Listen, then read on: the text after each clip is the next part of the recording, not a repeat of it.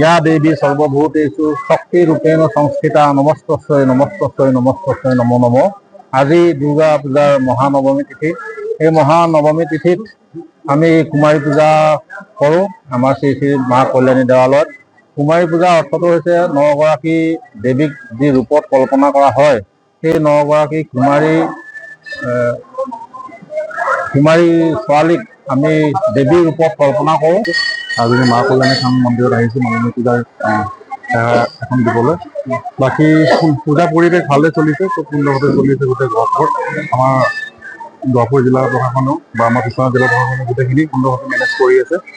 আৰু মই এইটোৱেই আশা কৰিম সকলো মানুহে সুন্দৰভাৱে পূজাখন চেলিব্ৰেট কৰক আৰু এইখিনিয়ে কৰক। এনেই আগত আমি দেখা পাইছিলোঁ পূজাৰ সময়ত যথেষ্ট ভিৰ হয়, কিন্তু এইবাৰ আমি যিবিলাক মন্দিৰ আছে বা যিবিলাক পূজা মণ্ডপ আছে তাত কিন্তু সেই পৰ্যায়ত ভিৰ আমি দেখা নাই। হয়, এইবাৰ পৰিৱেশবোৰ সকলোৱে গমে পাইছে। আমাৰ মৰমৰ অসমৰ সাৰ্থক জুবিন দাৰ যোনটো অকাল নিধন হ'ল, তাৰপিছত সকলোৰে মনবোৰ খুব ভাল নহয়।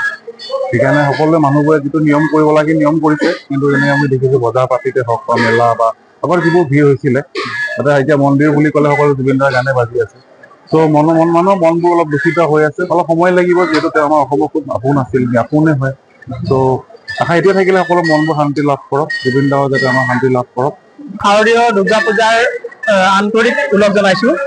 লগতে অসমবাসী তথা ভাৰতবৰ্ষৰ সকলো ভক্তপ্ৰাণ ৰাইজক মই শাৰদীয় দুৰ্গা পূজাৰ আন্তৰিক শুভেচ্ছা জ্ঞাপন কৰিছোঁ।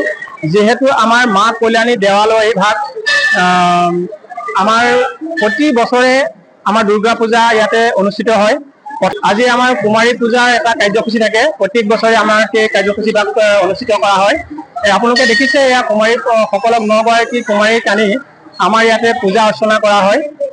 আৰু যিহেতু আমি যেনেধৰণে আমি এই দুৰ্গা পূজা ভাগ অনুষ্ঠিত কৰিম বুলি ভাবিছিলোঁ, আমি তেনেধৰণেও উদযাপন কৰিব পৰা নাই। কিয়নো আমাৰ শ্ৰদ্ধাৰ অতিকৈ মৰমৰ কণ্ঠশিল্পী জুবিন গাৰ্গ তেখেতৰ অকাল মৃত্যুত আমি গভীৰ শোক প্ৰকাশ কৰিছোঁ আৰু তেখেতক শ্ৰদ্ধাঞ্জলি জনাই কিছু মাংগলিক কৰ্মৰে আমি এই শাৰদীয় দুৰ্গা পূজা ভাগ আৰম্ভ কৰা হৈছে।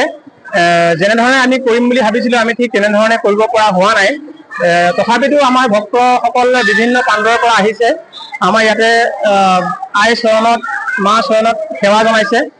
আৰু তেখেতসকলে আহি আমাৰ তেওঁ নিজৰ ঘৰখনৰ লগতে অসমবাসী তথা ভাৰতবৰ্ষৰ সকলোৱে যাতে মংগল কামনা কৰে, তাৰেই কামনা কৰিছোঁ। যিকোনো খবৰৰ বাবে যোগাযোগ কৰক 7099017330 লগতে 7099017110 নম্বৰত।